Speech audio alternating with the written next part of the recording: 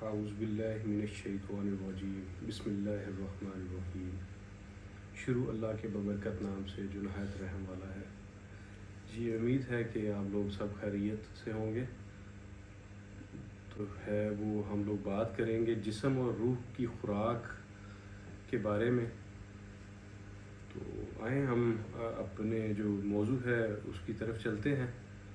تو جناب والی ایسا ہے کہ میں ایک چھوٹی سی میری ایک سوچ تھی، تو وہ میں چاہ رہا تھا کہ آپ بھائیوں کے ساتھ شیئر کروں۔ تو وہ یہ ہے، جیسا کہ میں نے ابھی بتایا کہ جسم اور روح کی جو خوراک ہے اس کے بارے میں۔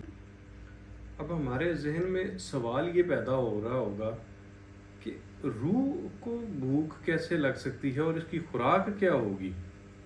اس میں جناب کچھ زیادہ سوچنے اور پریشان ہونے کی ضرورت نہیں ہے، کیونکہ اس کے لیے کوئی نہ تو دنیاوی پیسوں کی ضرورت ہے، نہ ہی یہ جو کھانا ہم اپنی باڈی کو دے رہے ہیں، نہ ہی ایسے کسی کھانے کی ضرورت ہوتی ہے، کیونکہ روح تو بالکل پاک ہے۔ خوراک ہے وہ اللہ پاک کا ذکر اور نماز ہے۔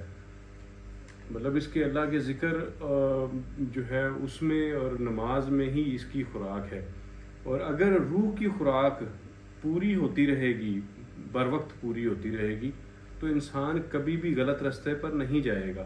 اس کی مثال بالکل ایسے ہی ہے کہ جب ہمارے جسم کو بھوک لگتی ہے، تو اگر ہم اسے فوری طور پر اس کی ضرورت کو پورا کر دیں گے تو اس کی انرجی جو ہے وہ پوری ہو جائے گی، اور ہم اپنے جو ہے وہ کام اور معاملات جو ہے وہ سر انجام دینا شروع کر دیں گے۔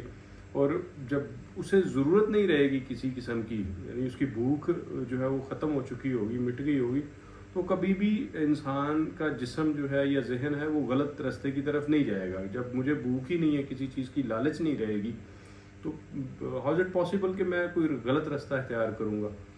تو جناب اسی طرح ہی جب روح کی جو خوراک ہے، جو اس کا مقصد ہے، جو اس کو جو اللہ کا ذکر ہے، جیسا کہ ابھی ہم نے بات کی کہ روح کی خوراک جو ہے وہ اللہ کا ذکر اور اس کے کلام میں، اور جو اس کے نبی نے ہمیں طریقہ بتایا ہے، اگر اس طریقے سے ہم اللہ کے جو معاملات ہیں جو اللہ نے ہم پر فرض کیے ہیں ان کو ہم اسی طریقے سے پرفارم کریں جس طرح نبی کریم صلی اللہ علیہ وسلم نے ہمیں بتایا، تو وہ ہماری جو روح ہے وہ پاک رہے گی۔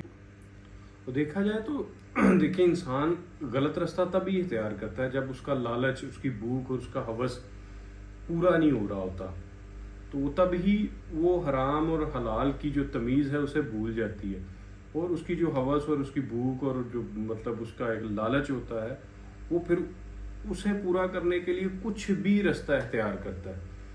تو اس کی ریزن یہی ہوتی ہے کہ اس کی بھوک جو ہے، اس کے جسم کی جو بھوک ہے وہ بر وقت پوری نہیں ہوئی ہوتی۔ اگر وہ حلال طریقے سے اور صحیح طریقے سے بر وقت اس کی جسم کی ضرورت اسے پورا کر دے گا، تو کبھی بھی وہ غلط راستے کی طرف نہیں جائے گا۔ تو اسی طرح جو روح ہے وہ بھی اگر ذکر الہی سے ہر ٹائم مصروف رہے گی، بیزی رہے گی، تو اس میں بھی مطلب کوئی گنجائش نہیں رہے گی۔ تو آئیں ہم لوگ سب مل کر عہد کریں کہ ہم لوگ جو ہے وہ اپنے دلوں کو، اپنی روح کو اللہ اور اس کے نبی کے ذکر سے جو ہے وہ پاک صاف رکھیں، اللہ اور اس کے نبی کے ذکر میں جو ہے وہ مصروف کریں۔ تو کیونکہ وہ جیسا کہتے ہیں کہ خالی دل جو ہوتا ہے وہ شیطان کا گھر ہوتا ہے۔ تو آپ دیکھیں، وہ بھی دنیاوی معاملات میں بھی دیکھیں، اگر کوئی خالی گھر ہوتا ہے تو وہاں شیطانی معاملات جو ہیں وہ آ کے اپنا بسیرا کر لیتے ہیں۔ تو اسی طرح جو خالی دل ہوتا ہے وہاں پہ بھی وہ مطلب کہتے ہیں کہ شیطان کا گھر ہوتا ہے۔ تو اللہ پاک ہمیں ایسے معاملات سے بچائے، اور جو ہمیں صحیح طریقہ ہے اس میں چلنے کی توفیق عطا فرمائے۔ آمین ثم آمین۔ شکریہ، جزاک اللہ، السلام علیکم جی۔